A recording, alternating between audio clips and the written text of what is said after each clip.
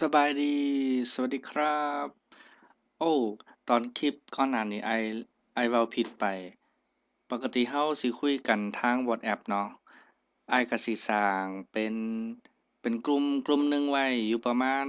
เป็นอ่าคนลาวอยู่ประมาณ120คนนะครับ เพราะตอนนี้แบบว่ามันน่าจะรับได้ประมาณ100กว่าคนน่ะ เวลาคุยกันนะครับข้อความต่างๆที่อ้ายส่งไปอ้ายก็สิส่งแบบบรอดแคสต์ก็คือส่งข้อความทีเดียวได้ไป120คนเห็นทีเดียวเลยปุ๊บ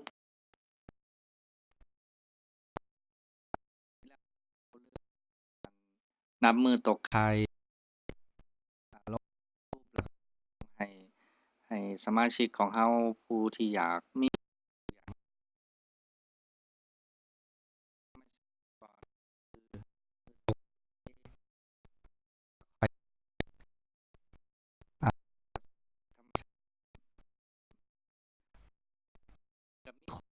อ้ายต่อไปอ่าเติมของ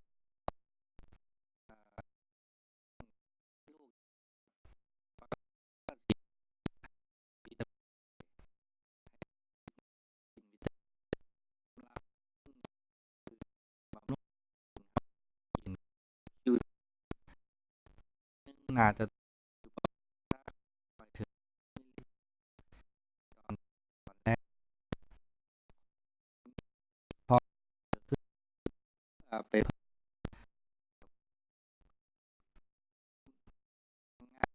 เซตแข็งแรงไปถึง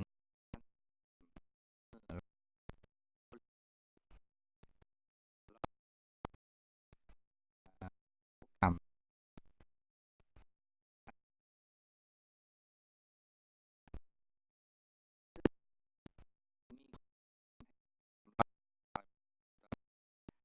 จริง10ถึง75เดี๋ยวถามมีหอมีหอของตลาดแนะนำเรากันนะครับอ่าของตัวนี้ไอแนะนำของเป็นของผู้หญิงก็คือยี่ห้อตามนี้เลยน่าสิมีตามท้องตลาดหรือว่าร้านขายยาอยู่มันสิก็คือเป็นสูตรพื้นฐานทั่วไปให้กินคู่กับอันนี้ยี่ห้อนี้ไอไปเจอมาก็คือความเข้มข้นค่อนข้างสูง Coenzyme Q10 ตัวนี้มันสิมี1เม็ดมันสิมีประมาณ300มิลลิกรัมเลยก็ถือว่าใช้ได้อยู่ เพราะว่าโดยปกติเราสิแนะนำให้ประมาณ500ถึง1,000ก็ลองกินเริ่มต้นก็ลองประมาณสักมื้อละเม็ดหรือมื้อละ2เม็ดก็ได้ส่วนยี่ห้อคนตามร้านสิมีกับเรื่องแค่ดังๆสูตรสำหรับลูกความว่าแนะนำเป็นยี่ห้อโอลิกอะคืออยู่ร้านแพงมาก3เดือน300ถึง350ราคาในไทยคน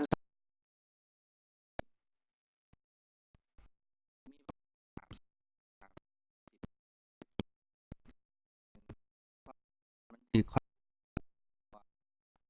ข้างยิงเป็นทั่ว1ก็ใส่มิ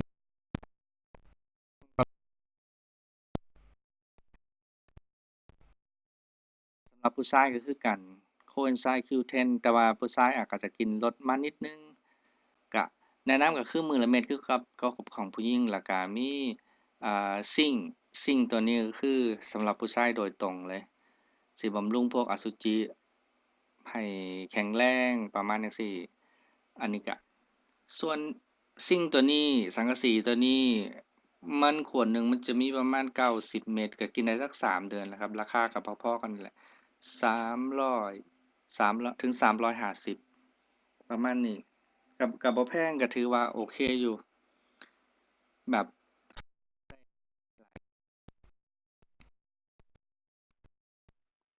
อ่ะมันมียี่ห้อหนึ่งที่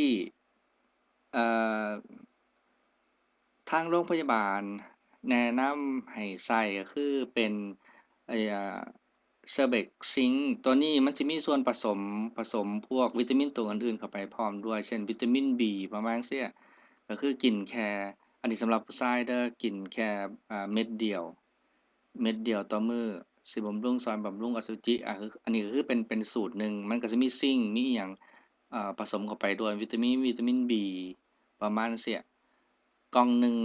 มื้อนั้นมีคนฝากอ้ายซื้อมันก็อยู่ประมาณสัก8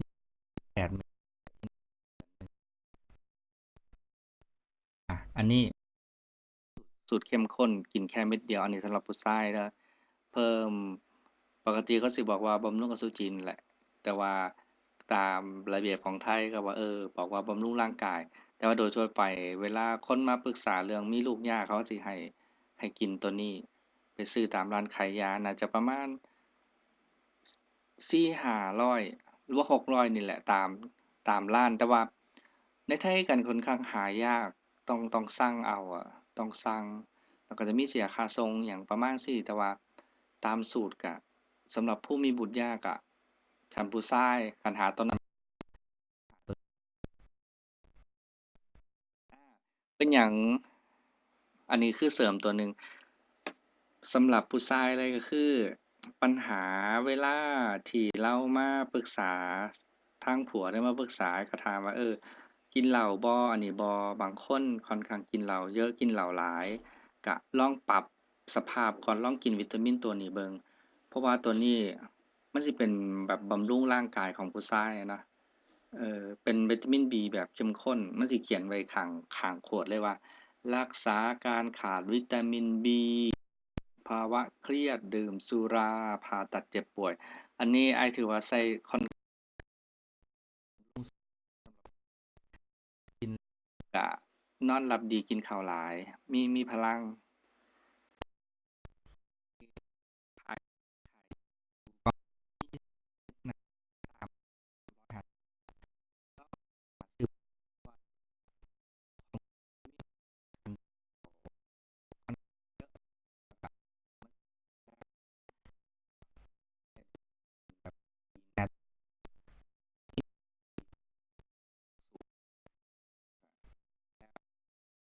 กินข้าว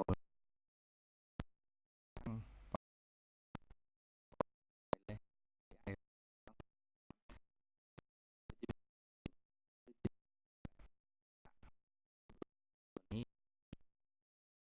อันนี้ให้เบิ่งให้ไฮไลต์คือว่าปกติคันคนที่วางแผนสิมีลูกเขาก็ของผู้หญิงก็ให้กินเฟิร์มโฟลิกไปก่อนอ่าก็ประมาณนี้ก็ลองไปหาซื้อตามร้านขายยาเบิ่งว่าเผื่อ น่าจะมีอ้ายคิดว่าน่าจะมีอยู่แล้วส่วนตัวนี้ตัวซิงค์เด้อให้เบิ่งแวบๆส่วนใหญ่เขาสิเป็นประมาณนี้ซิงค์นี่คือเน้นบำรุงของอวัยวะสืบพันธุ์ของผู้ชายเลยก็ก็ลองเบิ่งนะครับไปซอกหาเบิ่งตามร้านขายยาเพราะว่าอ้ายบ่แน่ใจว่าร้านขายยาทางลาวแล้วสิมีบ่คันยี่ห้อดังๆอาจจะมีหรือว่าต้องสั่งเอาก็ลองเบิ่งก็ ผู้ใดสนใจทางด้านนี้ก็ลองก็อย่าลืมกดติดตามใน YouTube ของอ้ายเด้อเพราะว่าเดี๋ยวคันมี YouTube อันใหม่ๆข้อมูลใหม่ๆอ้ายสิอัปโหลดลง YouTube แล้วมันก็สิแจ้งเตือนไปเลยว่ามี YouTube อันใหม่ขึ้นมาแล้วลองอ่านเบิ่งเพราะว่าคันส่วนใหญ่ของอ้ายนี่ก็คือสำหรับคนสิบ่ใช้วิธีธรรมชาติอาจจะเป็นทางวิทยาศาสตร์แล้วก็ลองลองเบิ่ง